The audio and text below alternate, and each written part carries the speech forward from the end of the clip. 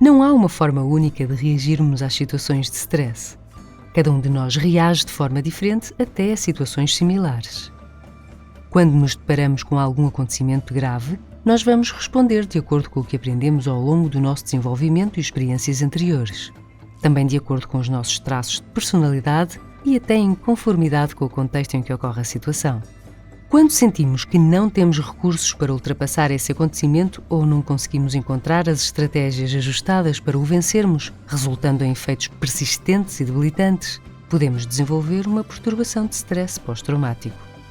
Um acontecimento traumático é uma situação marcante e perturbadora e que, pelo menos temporariamente, desencadeia em nós estados emocionais negativos como tristeza, medo, desespero, horror, raiva ou culpa.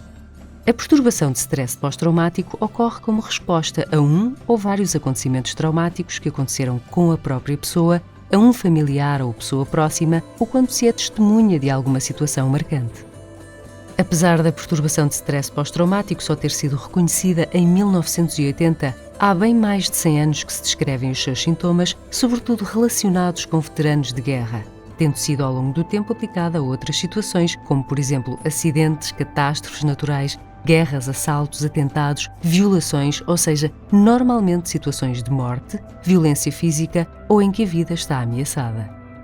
Uma das particularidades da perturbação de stress pós-traumático é a variabilidade dos sintomas. Da mesma forma que aquilo que é traumático para umas pessoas pode não ser para outras, também alguns sintomas apresentados por umas pessoas podem não ocorrer em outras.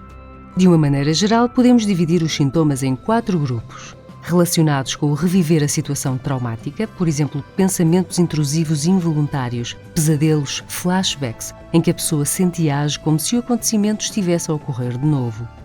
Sintomas associados ao evitamento de estímulos que lembram o evento traumático, como evitarem certos tipos de conversas, certas pessoas ou lugares. Alterações a nível das cognições e no humor, como ser incapaz de se lembrar de algum aspecto importante da situação traumática ou crenças negativas acerca de si e dos outros. Sentir-se desligado das outras pessoas ou ser incapaz de sentir emoções positivas, como felicidade ou amor. E por último, alterações fisiológicas como a tendência para se assustar facilmente, viver num estado constante de alerta, taquicardia, falta de ar, irritar-se facilmente, insónias ou sono agitado e dificuldades de concentração. O tratamento da perturbação de stress pós-traumático é frequentemente baseado na combinação entre medicação e psicoterapia. A psicoterapia cognitivo-comportamental, que visa sobretudo enfrentar os traumas e em técnicas de controle do stress, é a mais utilizada. Quanto à medicação, são principalmente ministrados ansiolíticos ou antidepressivos.